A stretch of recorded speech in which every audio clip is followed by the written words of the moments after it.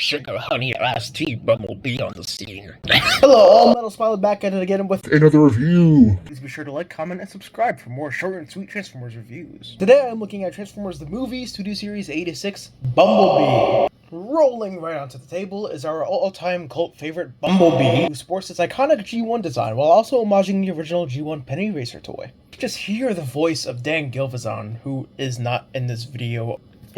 This figure perfectly captures the spirit of the character, right down to his charmingly wonky proportions and the tone of yellow. It's just perfect, man. Head is sculpted nicely, and definitely has that friendly face Bumblebee was known for, before he, became Murderbee. Kibble is pretty much at a minimum, and holds together really well, so you don't have to worry about anything coming undone or breaking apart when you try to pose him. The only critique I have with this figure is how the yellow paint looks disgusting on the chest. However, given the many horrible color matching over the decades we've seen, this isn't the worst, but still, at a freaking deluxe price point, could have been easily avoided.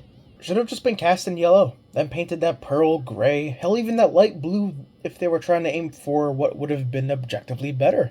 As it is, there are customizers and toy hack stickers to fix the appearance. Not a deal breaker for me personally, but for some it could be. He's still worth it. Luckily, the joints on my copy are practically flawless and feel like they can last a long time. Nothing loose and no floppiness. Can't say the same for the masterpiece though. Articulation can be a little awkward depending on what pose you get him into, but for the most part, it's pretty solid anyway. Head is on a ball joint, shoulders on a ball joint, biceps swivel, elbow bend, 90 degrees. Wrist rotation on a figure of this size. Wrist rotation? Yes. Forward and back at the leg. Thigh rotation. A semi-ratcheted knee. Ankle pivot. And foot movement. For its accessories. Whittle itty bitty Blaster? A Matrix. Funny enough, there is enough room for a Matrix to sit in place. This one that came with Legacy Galvatron, by the way.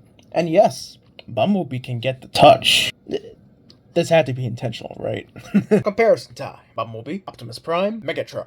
Transformation is both complex, simple, and satisfyingly fun.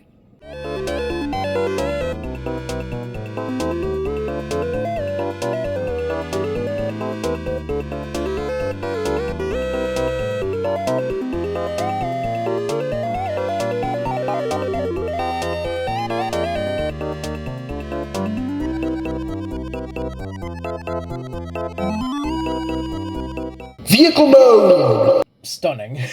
I cannot fathom how long it took for Bumblebee to get a borderline perfect vehicle mode like this. Even if this isn't a licensed Volkswagen Beetle, it does the job well enough to make it a convincing car.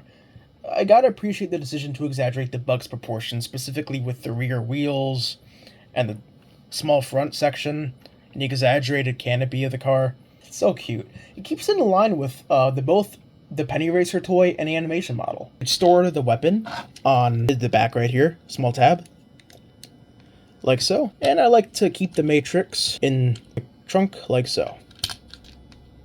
It rolls smoother than any other vehicle mode that I've ever handled. I love this thing so much. Again, the yellow paint issue becomes more obvious here, but I'm somehow not too bugged by it. The fact a figure this small is engineered to a point where it can be compressed down to an alternate mode of this size, it blew my mind. Of all the Bumblebees I've ever owned, this one right here, it earns the crown for the best Bumblebee of all the bees. Please, get him before he sells out, or the price hike starts to go up.